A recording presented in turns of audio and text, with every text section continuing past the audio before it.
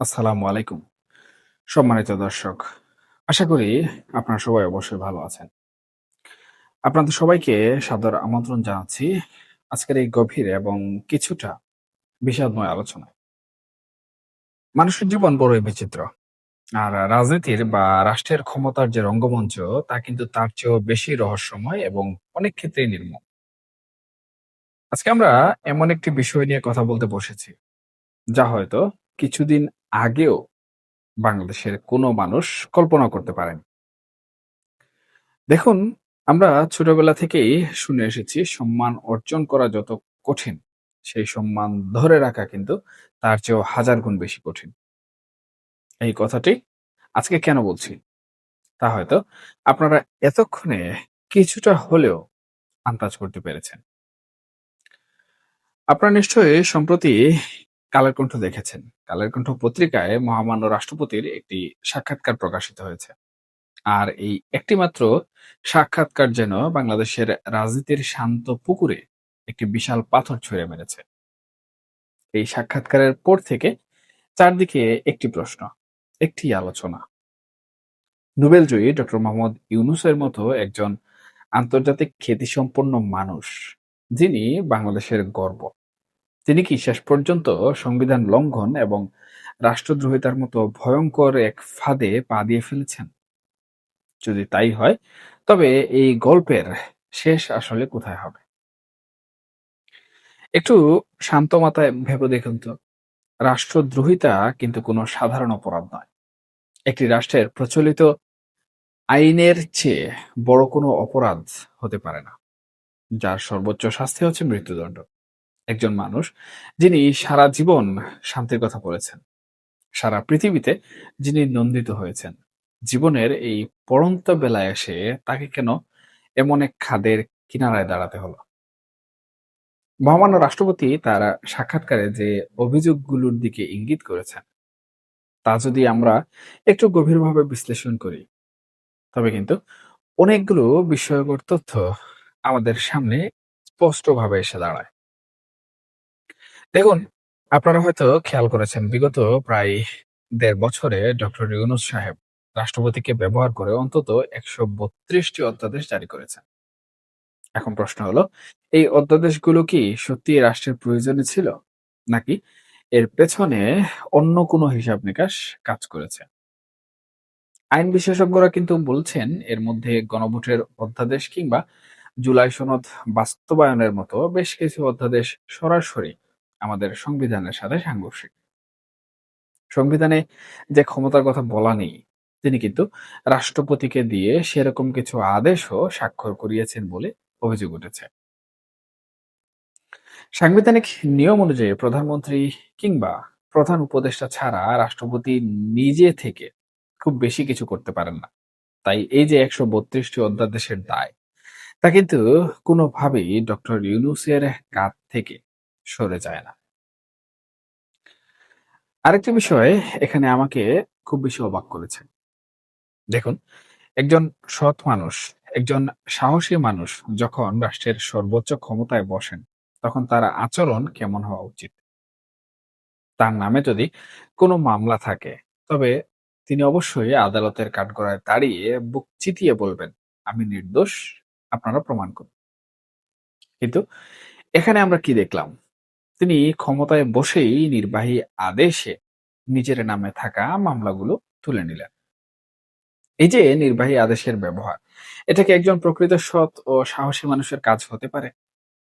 শুধু কি তাই, রাষ্ট্রযন্ত্রের ক্ষমতা ব্যবহার করে ৬৬৬ কোটি টাকার কর মওকুফ করে নেয়ার যে অভিযোগ উঠেছে, তা কিন্তু কোনোভাবেই সংবিধানসম্মত নয়।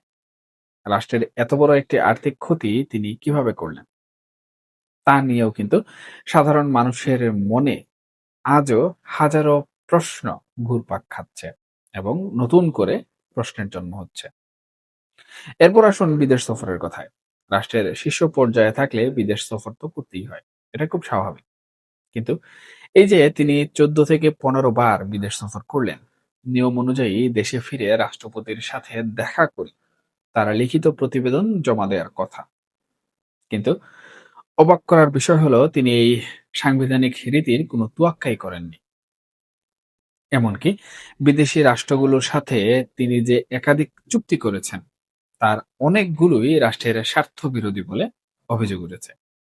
এবং সবচেয়ে আশ্চর্যের বিষয় হলো এই চুক্তিগুলোর বিষয়ে তিনি রাষ্ট্রপ্রধানকে, অর্থাৎ মহামান্য রাষ্ট্রপতিকে কিছুই জানাননি।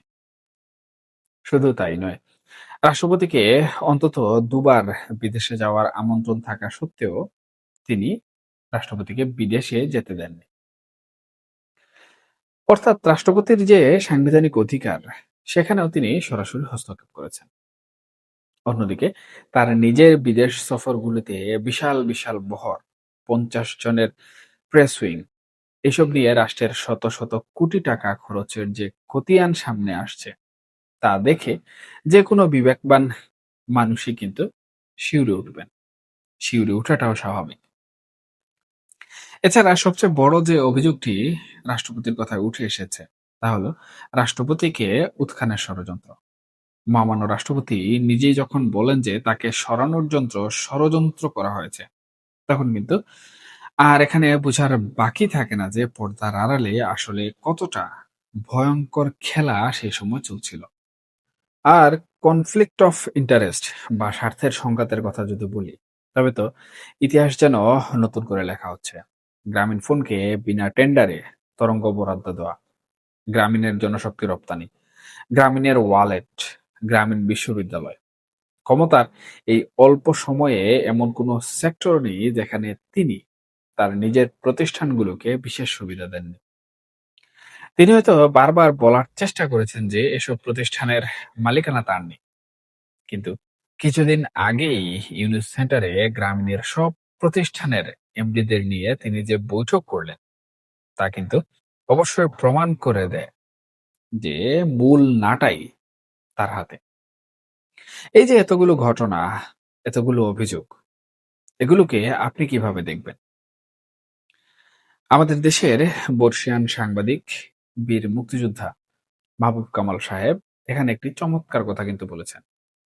তিনি তার ফেসবুকে লিখেছেন যে রাষ্ট্রপতির সাক্ষাৎকারটি পড়ার পর তিনি যখন হিসাব করতে বসছেন, তখন দেখেছেন ডক্টর ইউনূসের বিরুদ্ধে সংবিধান লঙ্ঘন এবং রাষ্ট্রদ্রোহিতার দায়ে ঠিক কতগুলো মামলা হতে পারে, তা হাতের আঙুলে গুণে শেষ করা যাবে না।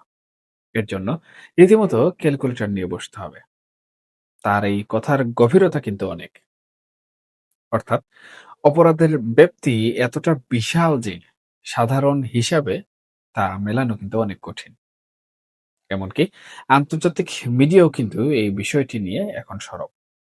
আপনারা যদি ভারতের এনডিটিভির মতো প্রথম সারির গণমাধ্যমের দিকে তাকান, তাহলে দেখবেন তারা ডক্টর ইউনূসের ছবি দিয়ে ইতিমধ্যেই কিন্তু বিশাল শিরোনাম করেছে এবং লিখেছে কিভাবে রাষ্ট্রপতির অভিযোগ তাকে এক ভয়াবহ সংকটের মুখে ফেলে দিয়েছে। এখন আমাদের সামনে সবচেয়ে বড় প্রশ্ন হলো, পরিস্থিতি আসলে কোন দিকে যাচ্ছে? যদি সত্যি সত্যি ডক্টর ইউনূসের বিরুদ্ধে রাষ্ট্রদ্রোহিতার মামলা হয়, যদি এই মামলাগুলোর বিচার প্রক্রিয়া শুরু হয়, তবে কি এমন এক পরিণতি আমাদের দেখতে হবে যা আমরা স্বপ্নেও কখনো কল্পনা করিনি? রাষ্ট্রের সর্বোচ্চ আইন যদি তার নিজস্ব গতিতে চলে, তবে কিন্তু কাউকে ছাড় দেওয়ার কোনো সুযোগ নেই। নির্বাহী আদেশে বাতিল করা মামলাগুলো যদি সংসদ অনুমোদন না করে, তবে সেগুলোও কিন্তু আবার স্বয়ংক্রিয়ভাবে সচল হয়ে যাবে।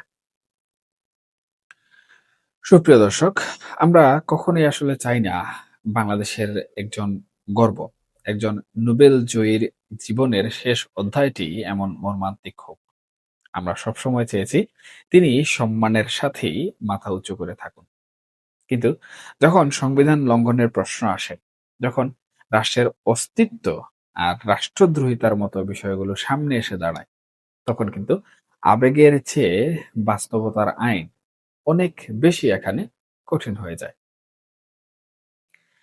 এই যে আজকে আমরা এই বিষয়গুলো নিয়ে আলোচনা করলাম, এগুলো কিন্তু কোনো রাজনৈতিক চটকদার খবর নয়। এগুলো একটি রাষ্ট্রের ভেতরে ক্ষমতার অপব্যবহার, সাংবিধানিক রীতিনীতির লঙ্ঘন এবং একজন মানুষের পতনের এক করুণ আখ্যান।